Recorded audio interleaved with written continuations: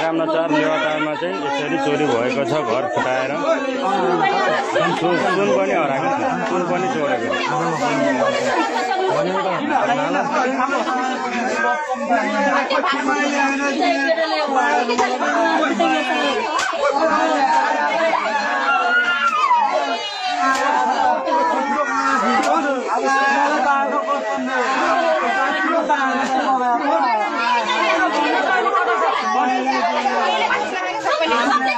चोरी गर्नेहरुको सजाय चोरी हेर्न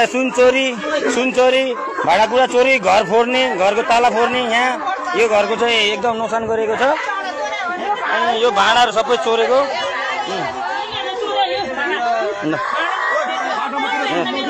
रामधुलाई चोरीको रामधुला सुन चोर्ने यही हो सुन चोर्ने यही हो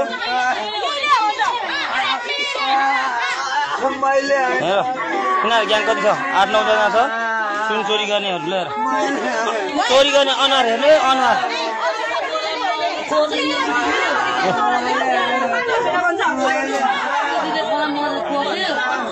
मेन चोरी गर्ने यो हो र अर्को 2टा घर फोड्ने 3 जना छ